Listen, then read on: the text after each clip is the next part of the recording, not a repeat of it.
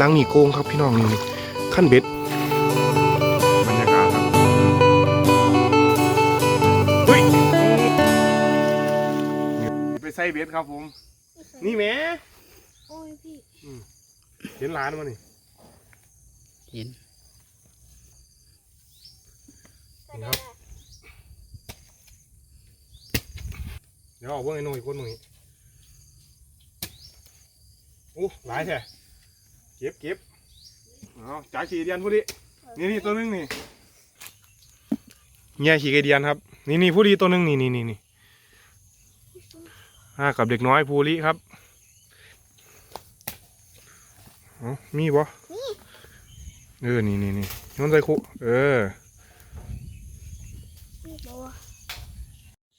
สวัสดีครับวันนี้พามาใส่เบ็ดครับผม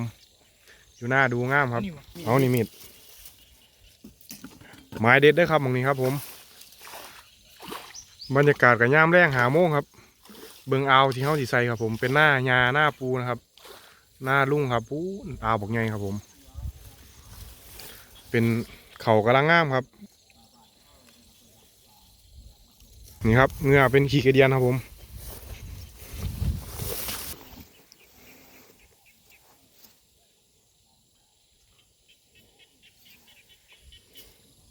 บรรยากาศก็ดีนะครับฟ้าขึ้นมือฝนที่ตกนี่แหละครับผมเบิ้งครับฝุ่นมียอดทรายลุงมานิ้วฝุ่นเนี่ยฝนกำลังลิ่นๆนะครับผมบรรยากาศครับ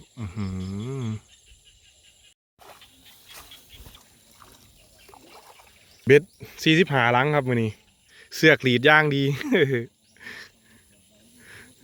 ขันหมากบาล่าได้ปลาแน่นอนครับครับผมลงไก่กันเลยนี่ครับใครเห็นตัวอะไรนี่มันใส่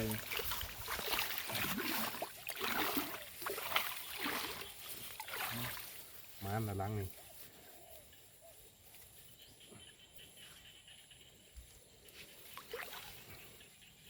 ครับ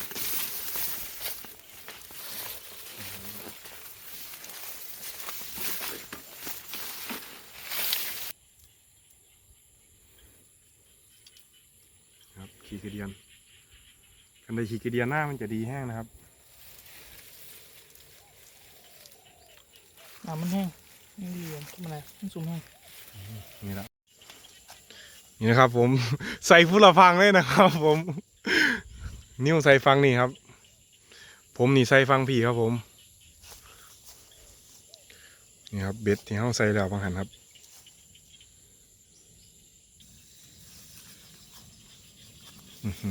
นี่ครับนี่บ่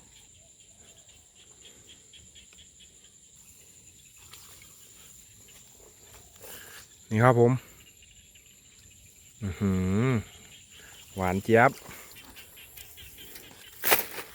เจ้าแท่งอะไรเจ้าแท่งอะไร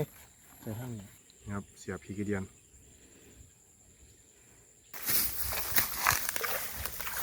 คือเขาใจหยาปานสีหอมหยานี่สีมากินเด็ดเท่าครับพี่น้องเอานี่ครับทางน้ำไหลนี่คือที่เด็ดเลยนะครับผมใส่อยู่นั่นครับน้องนิ้วใส่อยู่นี่เลยนะครับผมนี่ไม้เด็ดครับตะเว้นกำลังสิตกดินครับนี่เหนียวก็ใส่แล้วนะครับผมนะครับเบิ้งนิ้วครับผม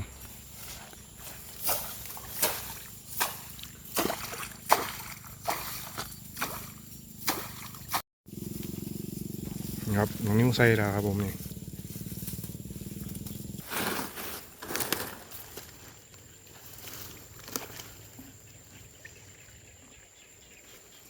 นะครับท่านผู้ชม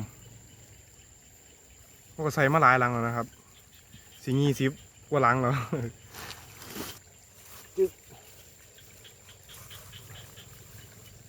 โอเคเบ็ดกบใส่เบ็ดกบน้ำครับผมกำลังท่าล้านครับผม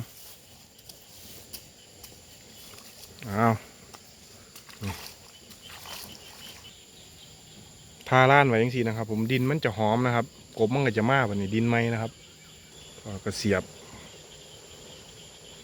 ให้มันพอดีครับโอเคครับน้ำตรงกำลังไหลพอดีเลยนะครับนี่โอ้น้ำไหลนะครับผมมานี่ลุมเลยอยู่นี่ขาวก้าวไกลๆนั่นว่าแล้ววะ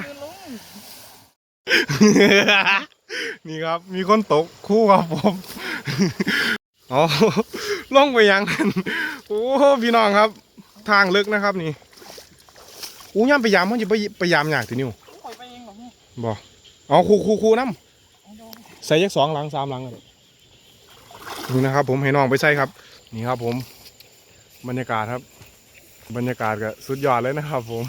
ทงไฮทงหน้าบานเท่าครับน้ำเต็มสระเลยครับผมบุรีรัมย์ครับอำเภอบานดาลครับนี่ครับผมเขาก็ใส่มาจนหลังสุดท้ายแล้วนะครับผมเบ็ด45 หลังครับท่านผู้ชมเบิ้งครับนี่ครับผมทางไว้ให้น้องมาใส่นะครับผมนี่น้องกำลังมาครับนี่ก็เป็นสาครับสาหน้าปูหน้ายาเจ้าของครับผมว่าเป็นสาชาวบ้านนะครับทุ่มหนึ่งหมดแล้วครับผมคอยสิมายามวันนี้ครับรอติดตามตอนต่อไปครับผมขามานี่ครับผมเบิ่งการขามข้องครับระวังไงหลัง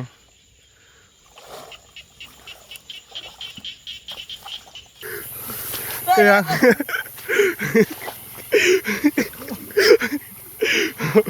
โอ้ครับผมขณะนี้ก็มืดแล้วนะครับกสิมายามเบสครับผมครับน้องนิ้วครับนี่ครับหลังแรกอุ้ยแมงจะเตาว่ะอุ้ยแมงจะเตาอู้ไปซ้ำยังอยู่ครับ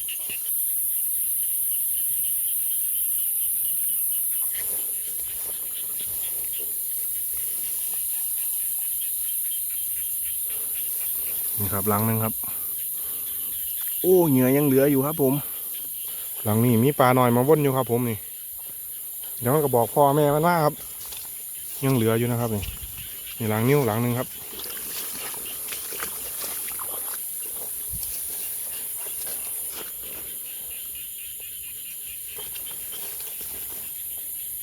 อยู่ครับ กันน้ำบอก ยังเหลืออยู่ครับผมโอ้ยังอยู่ครับผมรอบแรกนี่เขาก็ย้ำมาถึงซาแล้วนะครับผมยังเงียบๆอยู่ครับกะบ่อันนี้กับปันไดครับเพราะว่าเขาใส่แล้วเขาก็ยามเลยนะครับผมอีกทุ่ม2 ทุ่มหมดแล้วเขาก็จะออกมายามอีกเทียนึงนะครับพี่น้อง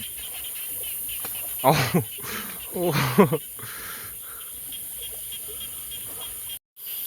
นี่เขาก็ยามขากลับนะครับผมเฮ็ดครับเฮ็ดว่าไม่นเฮ็ดปวกหรอกครับนี่มาเบิ่งเบ็ดเท่าครับนี่ครับเบ็ดหลังนึงเท่าครับยังอยู่นะครับสวัสดีครับตอนนี้ก็เป็นเวลา3 ทุ่มนะครับผมเบิ่งตาน้ำครับผมมายามเบ็ดครับ3 ทุ่มสิมานบอกมาลุ่นไปน้ำกันด้วยครับผมโอ้ยังอยู่นะครับยังอยู่นะครับนี่หลังหนึ่งครับหลังหนึ่งครับยามมึง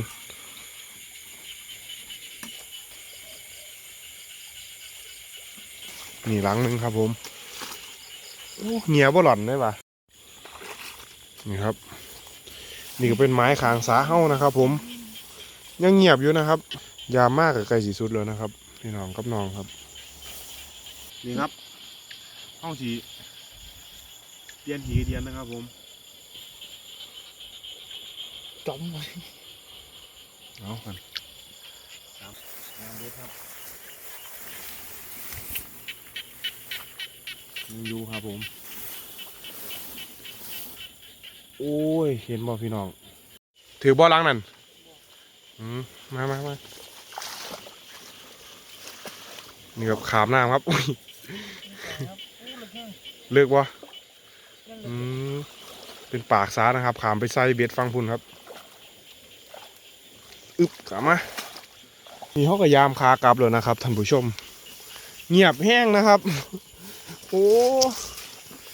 ขี่ไกเดียนยังเหลือคือเก่าอยู่นะครับผมนี่ครับบ่มีติงบ่มีตุกบ่มีติกเลยครับโอ้นี่เด้หลังอันกิริครับยังดิ่นอยู่ครับผมเพื่อจะเป็นที่เด็ดเดี๋ยวมื้อเช้าเขามาลุ้นอีกเทียนึงนะครับผมว่าสิมีปลาบ่นี่ครับน้ำมันไหลครับเต็มให้หน้าเลยครับผม นี่ไหมขี่กระเดียนยังเหลือคือเก่าอยู่ครับเบิ้งครับน้ำหลายแห้งเลยครับนี่โอ้หล่นคันแท้หล่นหยังเลยครับสวัสดีตอนเช้าครับมายามเบสครับผมมาผู้เดียวครับน้องติดธุระครับผมน้องนิ้วติดธุระครับเบิ้งบรรยากาศยามเช้าครับตะเว้นกำลังสิขึ้นน้ำหมอกน้ำหยังติดปลายไอ้นี่ครับผมนี่ครับมาลุ่นไปน้ำกันครับว่าจะหมานบอครับนี่ครับนี่หลังหนึงครับผมเงียบอยู่นะครับนี่ครับผม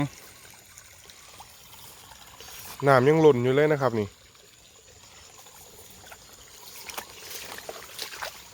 เขากำลังงามครับ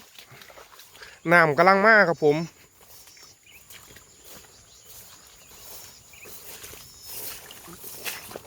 หลังนี่คือมีห้อยดึงวะ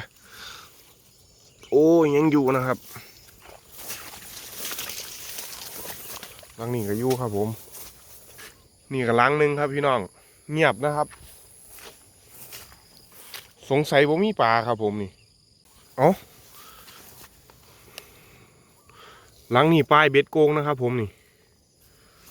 อุ้ยอยู่นะครับอยู่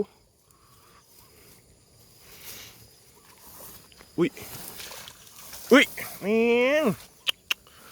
ปลาคอใส่งามนะครับนี่โอ้แต้มหนึ่งครับผม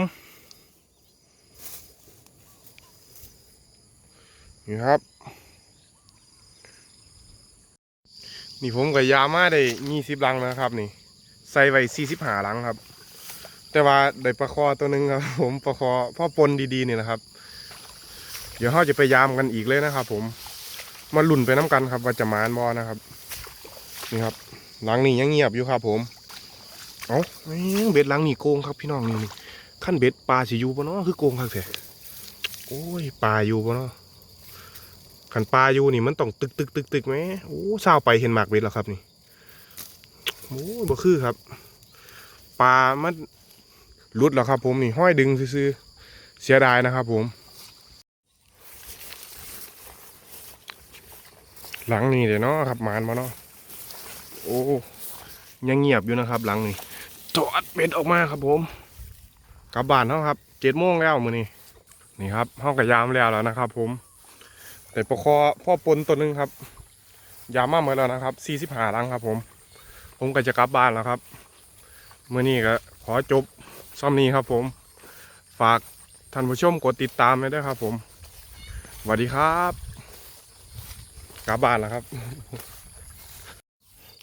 ก่อนสิกลับบ้านก็อย่าลืมล้างเบ็ดด้วยครับผม